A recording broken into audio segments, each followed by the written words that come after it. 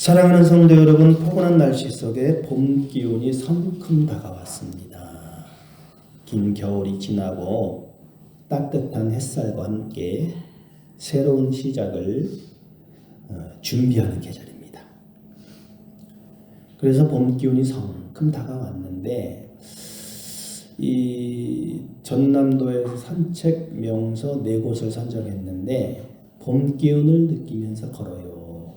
보성대한다원. 첫째가 이제 보성대한단이에요. 보성은 제가 지나는 갔는데 그 안에 이렇게 거닐지는 못했던 것 같아요. 보성 가보신 분 있는지?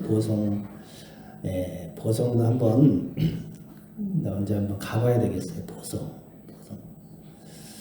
그 다음에 이제 순천의 오천그림 광장 이렇게 해서 순천도 이렇게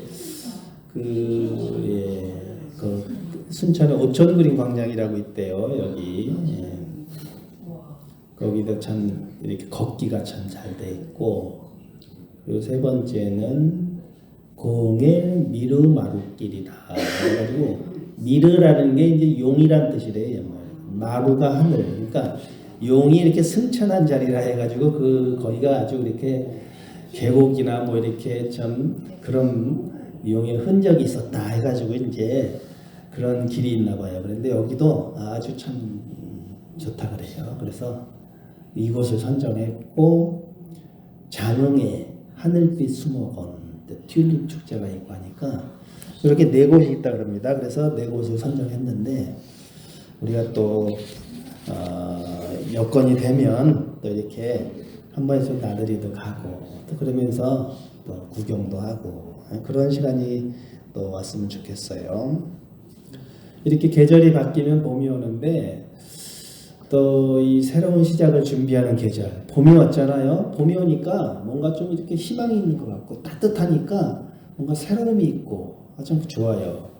근데 우리 신앙도 이렇게 또 추운 겨울이 있으면 또 신앙의 여정이라고 하는 것도 이렇게 또 겨울이 오면 또 봄이 오고 그렇듯이 이렇게 순차적으로 이렇게 와야 되는데 또 우리 신앙의 여정이 늘 평탄치만은 않은 것 같습니다. 추운 겨울같이 교회 안팎으로 여러 가지 어려운 상황들이 우리를 시험할 때가 있어요.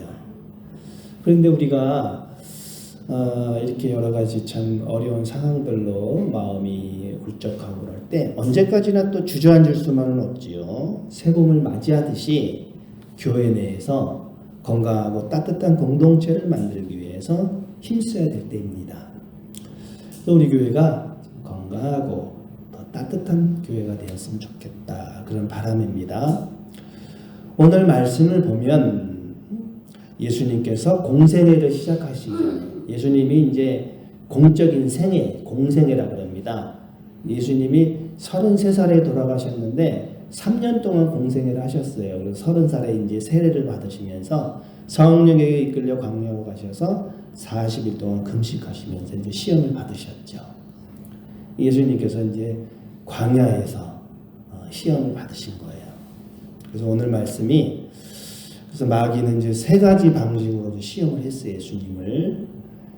그리고 예수님은 모든 시험을 하나님의 말씀으로 이기셨는데, 우리 중에는 또 현재 이렇게 신앙의 시험을 겪고 있는 분들도 있고 또 낙심하는 분들도 있는데, 오늘 이 제목을 생각하면서 하나님을 시험하지 말라는 제목으로 우리가 어떻게 시험이 올 때 어떻게 이겨내야 되는지, 어떻게 반응해야 되는지 살펴보도록 하겠습니다.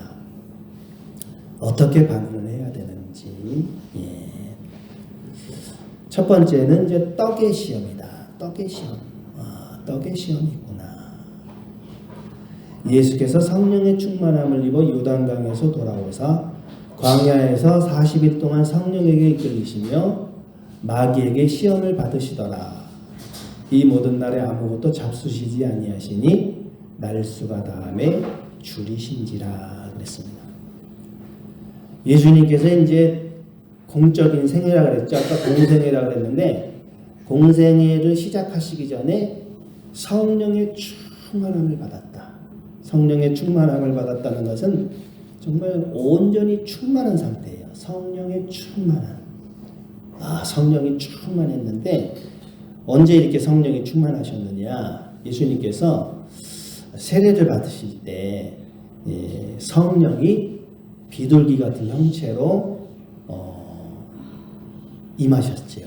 그래서 예수님께서 성령님이 실제로 비둘기의 형체로 이렇게 내려오셔서 예수님께서 성령의 충만함을 받으셨다. 성령의 충만함을 받으셨는데, 그 예수님이 이 세례라고 하는 것은, 당시에 세례라는 것은 죄를 고백하는 의미를 담고 있는데 예수님 죄가 하나도 없어요. 근데 왜 세례를 받으셨을까?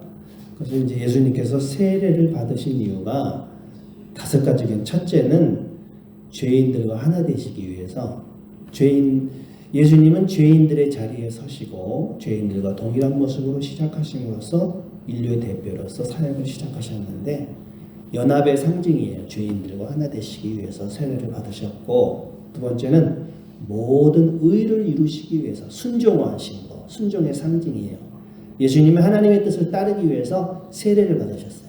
그리고 율법을 완성하는 순종의 모범을 보이셨고, 그래서 세례를 받으시고, 메시아로서 공생애를 시작하기 위해서, 이제 공생애를 시작하기 위해서 그 시작과 그 성령의 임재, 예수님의 공생애가 공식적으로 시작되었음을 나타내는 중요한 사건이 세례예요.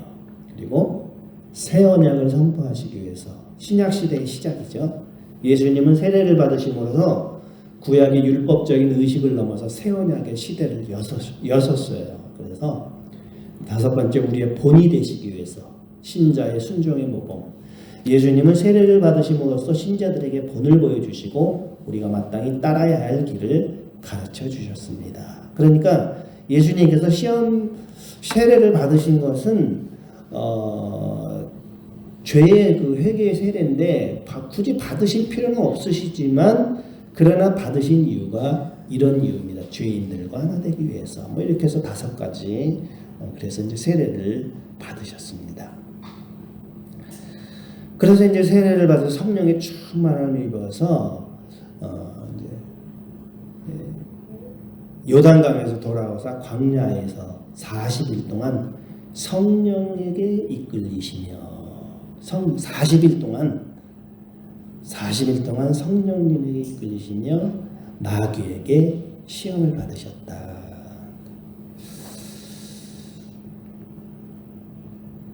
시험을 받으셨는데 이제 40일 동안 시험 받았잖아요. 40일. 예수님이 시험을 받으실 때 40일 동안 금식하셨거든요. 그러면 40일 금식이 끝나고 시험이 온 건지, 아니면 40일 동안 시험이 계속 된 건지, 여러분은 어떻게 생각하십니까?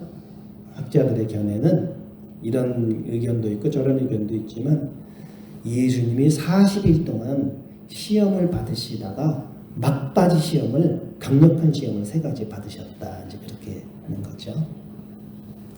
그러니까 우리에게도 시험이 와요. 여러분 잘 아는 얘기지만 또 하나 유머로, 믿음 좋은 며느리가 예수 믿지 않는 시어머니께 늘 핍박을 받으면서 살고 있었어요.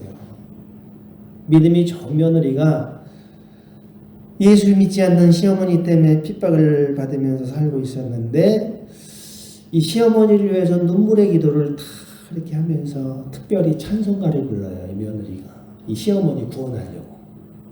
권사님이 시어머니니까 아주 유심히 잘 들으시는데, 그래서 이 며느리가 어떤 시험을 노래를 잘했냐면, 너 시험을, 아까 우리 찬송했잖아요.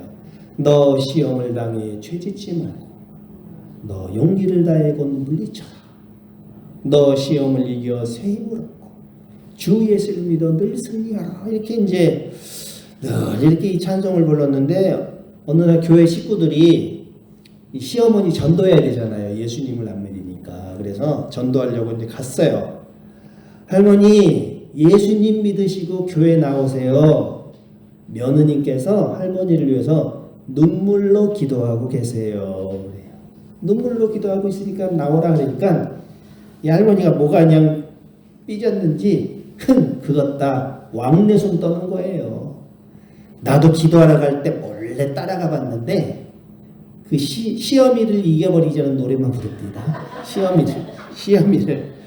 그래서 무슨 노래였는데요? 그러니까 그거 뭐라더라? 너 시어미를 당해 범죄치 말고 너 용기를 다해 늘 물리쳐라. 너 시어미를 이겨 새 힘을 얻고 시어미를 이겨. 시어미를 당해 범죄치 말고 이 시어미를 그렇게 오해해서 들은 거예요.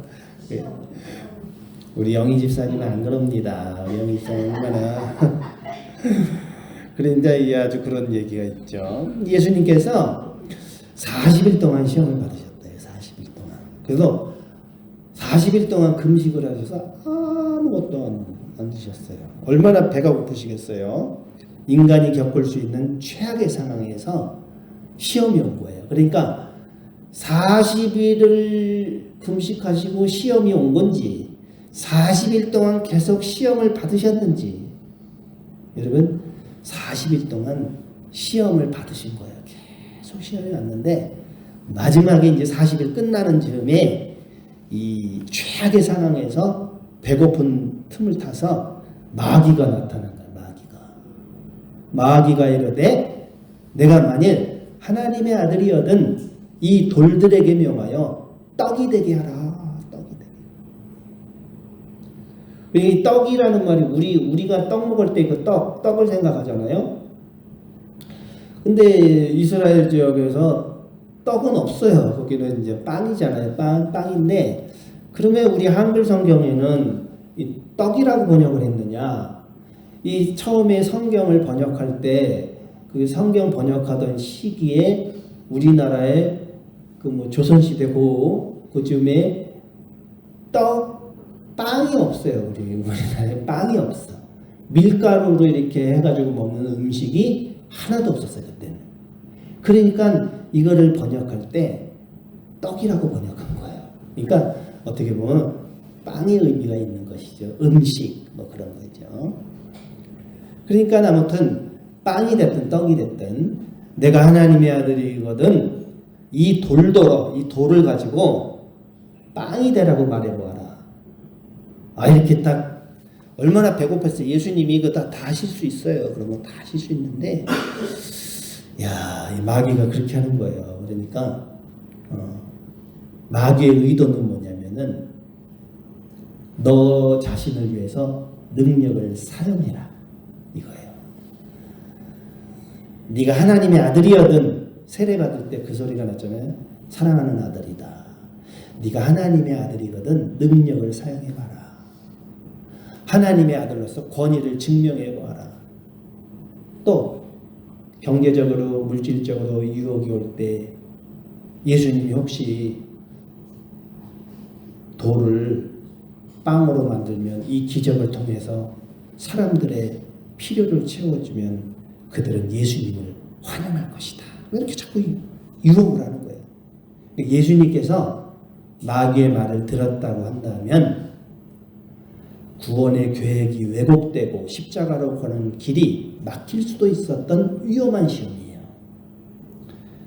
예수님이 이거를 할 수도 있지만 그 마귀의 말을 듣는 순간 자신의 필요를 위해서 이 참 힘적인 권위를 사용하게 되는 것이고 그리고 마귀의 말을 들으면서 하나님의 구원 계획이 잘못될 수가 있는 것이거든요.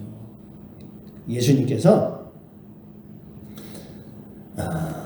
신명기 말씀을 다 이렇게 인용하시면서 예수께서 대답하시되 기록된 바 사람이 떡으로만 살 것이 아니라 하였느니라. 성경에 기록하기를 사람이 빵으로만 살 것이 아니다. 그러니까 우리가 이 말씀을 통해서 우리가 배워야 될 교훈은 우리가 단순히 육체적인 필요만을 채우며 사는 존재가 아니라 하나님의 말씀을 따라 살아야 한다는 그런 가르침이에요. 우리가 사는 게 빵이 정말 필요해요. 돈이 필요합니다. 우리 교회가 돈도 필요해요. 그런데 그 육신적인 그런 필요만을 채우며 사는 그게 우리가 아니라 하나님의 말씀을 따라서 살아야 한다는 그런 가르침인데 마귀는 우리에게 지금 당장 눈앞의 필요를 해결하라 이거예요. 당장 눈앞의 필요를 해결해라. 너 지금 그거 필요한데 그거 해라.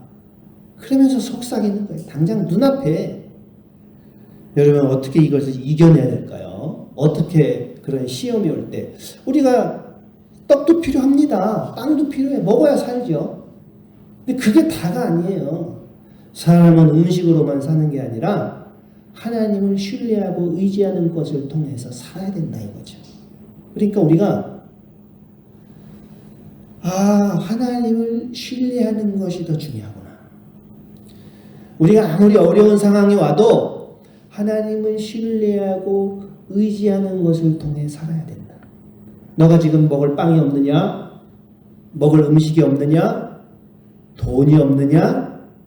근데 그것도 중요하긴 하지만 그게 더 중요한 건 뭐냐면 네가 그럴 때일수록 어려울 때일수록 하나님을 신뢰하고 의지하면서 살아라. 하나님의 뜻을 신뢰하고 말씀을 의지해서 살아라. 그런 말씀입니다. 그러니까 지금 당장의 필요를 위해서 내가 엉뚱한 생각을 한다든지 타협을 한다든지 신앙에 타협을 한다든지 이것보다는 하나님 의지하고 하나님이 공급해 주실 것을 믿고 신뢰하고 의지하는 것을 통해 살아라. 여러분 하나님을 신뢰하고 의지하는 말씀을 의지하며 살아야 된다는 말씀 기억하시고 우리가 어려운 때 시험이 올 때 하나님 말씀에 순종하고 살아야 된다. 이거죠. 그 말씀을 가르쳐주는 거예요. 그 다음에 또 이제 시험이 뭐가 왔냐? 세상의 영광과 권세다. 마귀가 또 예수를 이끌고 올라가서 순식간에 천하만국을 보이며 이르되 이 모든 권위와 그 영광을 내가 내게 주리라. 이것은 내게 넘겨준 것이므로 내가 원하는 자에게 주노라. 그러므로 내가 만일 내게 절하면 다 내 것이 되리라. 내가 나에게 타협하고 절을 하면 다 내가 만일 나에게 절하면 다 내 것이 되리라. 이 천하만국 세상의 영광과 권세 이걸 주겠다는 거예요. 그런 유혹이 있어요. 네가 나에게 순종하기만 하면 내가 너에게 성공과 부를 주겠어. 그러니까 나를 따라와. 아주 인간의 마음을 흔드는 아주 강력한 시험이에요. 사람은 누구나 다 성공하고 싶어요. 돈을 벌고 싶어하고 물질적인 번영, 명예, 권력 이것을 가지면 아주 행복할 것이라고 생각합니다. 여러분 돈이 정말 많으면 행복할까? 좀 없는 것보다 낫죠. 로또에 당첨되면 여러분 행복할까요? 로또에 당첨되면 로또에 당첨되면 행복할까? 그래서 로또가 당첨이 될 확률이 800만 분의 1인데 800만 분의 1이라면 서울 인구가 900만이라고 친다면 서울에서 돌덩어리 하나 딱 던져가지고 한 사람 딱 맞을 확률이에요. 그게. 근데 그러면 로또가 되면 이거 없는 것보다 낫겠지만 목사님 로또에 당첨되면 내가 스타리아 바로 사드립니다. 이런 분도 있어요. 스타리아 내가 사드립니다. 로또에 당첨되면 스타리아 한 대 다 사드립니다. 네? 또 저 같은 경우 난 로또에 당첨되면 충성하는 교인들에게 1000만 원씩 드립니다. 예를 들어서 이거 그러면 그래 로또에 당첨되면은 팍팍 쓸 수 있잖아요. 참. 그런데 그렇게 해서 만약에 일확천금이 생겼어요. 그러면 저도 한번 그걸 생각해봤어요. 나에게 일확천금이 생겨서 내가 목회를 하는 사람으로서 일확천금이 생겨서 그 돈을 가지면 진짜 뭐 못할 게 없죠. 차도 새로 사고 예배당도 다 가지고 다시 한번 멋지게 하고 아주 그냥 성도님들 그냥 다 해주고 뭐 편하게 그게 좋은 길인지 아니면 이렇게 좀 어렵지만 하나님을 신뢰하고 가는 것이 더 좋은 길인지 생각을 해보면 그러면 사실 일확천금이 막 생겨서 이렇게 막 떵떵거리고 살면 좋은 것 같지만 그러나 결과적으로 보면 좀 더디지만 이렇게 참 하나님 의지하면서 사는 게 더 복된 것이다. 예? 거기에 희망을 걸고 살기보다는 좀 힘들고 어렵지만 좀 힘들고 어려워요. 그렇지만 늘 시시때때로 공급해 주시는 하나님의 도우심을 신뢰하면서 주어진 여건에서 최선을 다하면서 사는 삶이 더 복되다. 그런 생각이 들어요. 그래.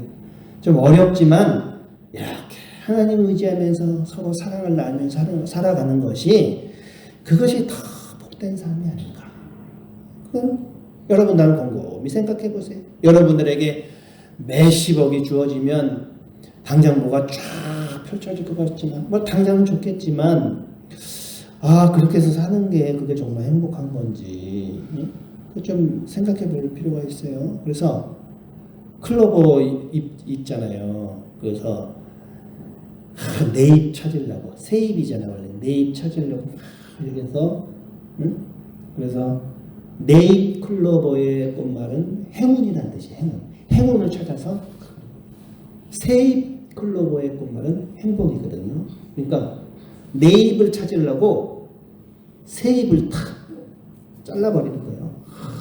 그래서 이거 네잎알이 이거 찾았다.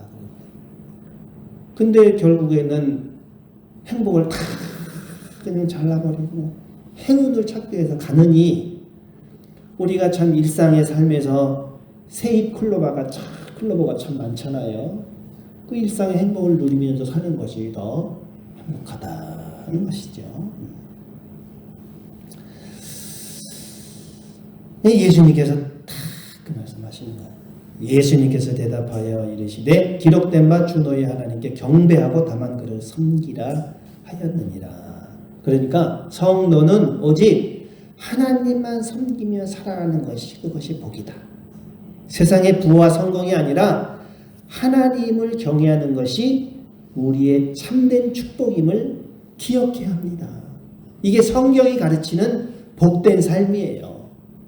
그냥 하나님 신뢰하고 하나님 믿고 하나님이 주실 것을 믿고 일용할 양식을 주옵시고 하나님이 그때그때 채워주심을 믿고 쭉 하는 거 하나님만 의지하고 신뢰하고 섬기며 살기를 원하신다는 것. 그것이 하나님이 우리에게 요구하시는 거라 이거죠. 세 번째로 하나님을 시험하지 말라. 또 이끌고 예루살렘으로 가서 성전 꼭대기에 세우고 이르되 내가 만일 하나님의 아들이거든 여기서 뛰어내리라 기록되었으되 하나님이 너를 위하여 그 사자들을 명하사 너를 지키게 하시리라 하였고 또한 그들이 손으로 너를 받들어 내 발이 돌에 부딪히지 않게 하시리라 하였느니라. 자, 뛰어내려라. 뛰어내리면 천사가 너를 지켜줄 것이다. 그 시편 말씀에 있는 것이다. 자, 그러니까 뛰어내려. 그러니까 이 시험은 뭐냐면은 이런 시험이 와요. 이런 시험은 뭐냐? 하나님을 시험하는 시험인데 내가 만약 하나님의 아들이거든 여기서 뛰어내려라. 그러면 마귀가 이제 그러는 거예요. 그러면 천사가 너를 이렇게 보호해 줄 것이다. 이런 시험을 하는 거예요. 그러면 이 시험은 뭐냐?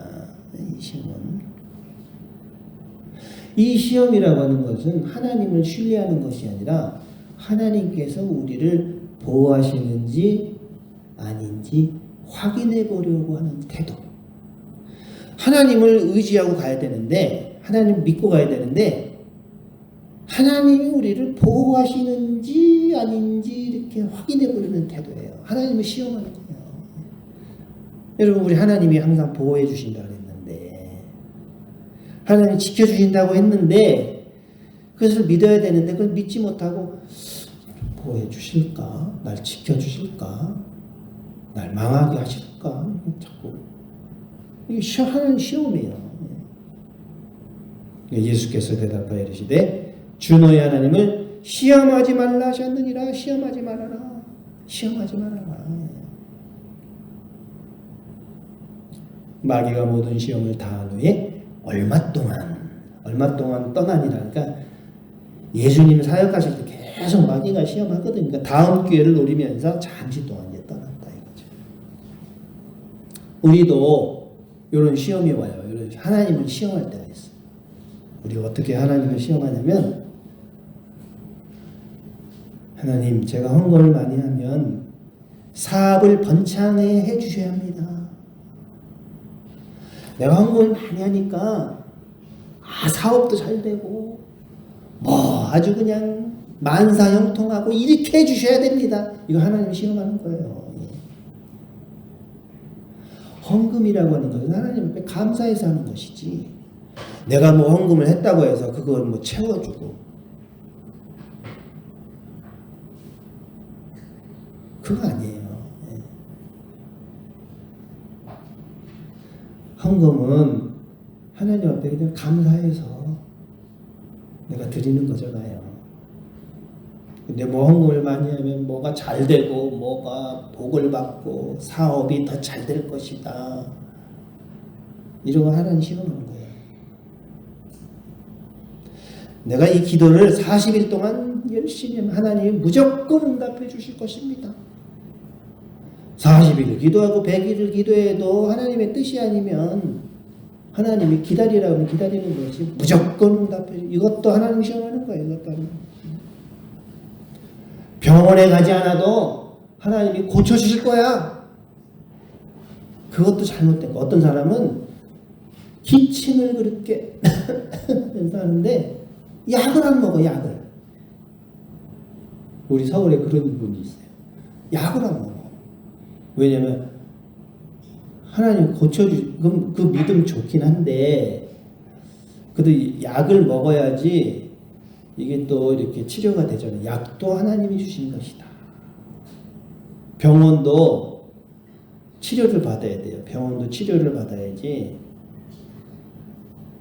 하나님이 또 의사를 통해서 좋은 의사 만나게 해주셔서 잘 치료받게 해주시고 건강하게 하시고, 우리 권사님 항상 이렇게 검진할 때 얼마나 의술이 발달됐습니까? 요즘에 앞으로는 더 발달돼 가지고 암 이런 거는 바로 요즘에 시대가 정확하게 그거를 찾아내는 거예요. 정확하게. 그래가지고 한 10년 후면 다 이제 정복이 돼요. 그런 거 다 하나님 시험하는 겁니다. 열심히 하나님을 믿고 기도하면서도 또 치료도 받고, 이거 잘 하나님께 먼저 기도해야죠. 오늘 말씀도 여러분 아멘으로 좀 힘차게 좀 말씀해 주시기 바랍니다. 하나님을 시험하는 것이 아니라 하나님을 신뢰하며 올바른 신앙으로 사시기를 주님의 이름으로 축원합니다.